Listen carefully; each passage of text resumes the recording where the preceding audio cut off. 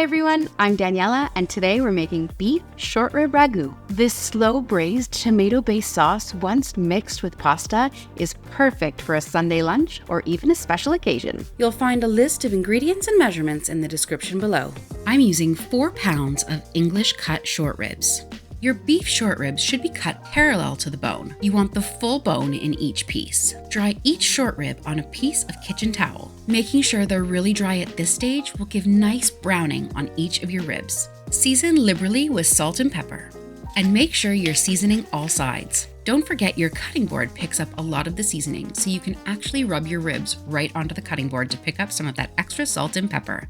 Preheat your oven to 150 degrees Celsius or 300 degrees Fahrenheit. In a heavy bottom pot, add in about a tablespoon of olive oil and turn the heat to high. Once the oil is shimmering, place in your beef ribs. Only put in as many as can fit evenly on the bottom. You want these to get a great sear on them, and if you overcrowd the pan, they'll just steam instead of sear. Give your beef ribs a flip, making sure to brown every side. While your beef ribs are searing, chop 2 carrots and 1 onion. Depending on how chunky you like your sauce, these can be finely chopped or more roughly chopped. Set that aside and crush 8 cloves of garlic.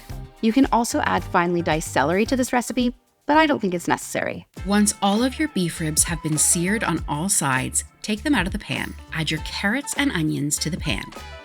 Once the vegetables have started to cook down and the onions have become a little bit translucent, season with some salt. Add in your crushed garlic, and if you don't like big garlic pieces, feel free to chop or grate them. Let the garlic saute for about 30 seconds, and then add in 1 cup of an Italian red wine. I'm using a Sangiovese, but any dry red Italian wine will work. But don't use white for this recipe. The red really adds a richness. Turn the heat down to medium and start scraping all of that fond off the bottom of your pot. Into the pot goes 4 sprigs of thyme, a large sprig of rosemary, and 2 bay leaves. We're also going to add in the rind from a piece of Parmigiano Reggiano. This is a secret ingredient. I always have these in the freezer, but if you haven't got it, you can leave it out. At this point, add your beef ribs back to the pot. And if there's any juice on your plate, make sure to pour that in as well. Add in 1.5 liters of tomato puree or passata. In goes 2 cups of beef stock. Give this a little seasoning with salt, pop the lid on, and it's going into the oven. You'll want to cook these for 2.5 to 3 hours, or until the meat is falling off the bone and very tender.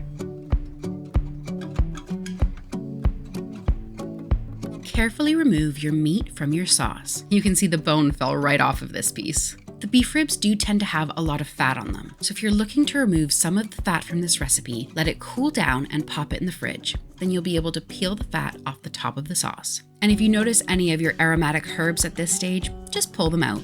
With 2 forks, pull your meat off of the bones, removing any sinewy pieces. The tendons should pull away fairly easily. You can give this a really fine shred, or you can leave it in larger, chunkier pieces, depending on what you prefer. Once you've shredded the meat, add it back to your sauce. If you're serving these in smaller portions, I like to heat up a little bit of the sauce in a frying pan and then add in my freshly cooked pasta. Finish with some freshly grated Parmigiano Reggiano. Top with a little more cheese, and enjoy! And if you want to try making homemade pasta to go with this sauce, why not try my homemade tagliatelle? Thanks for watching, hit that subscribe button, and I'll see you next week.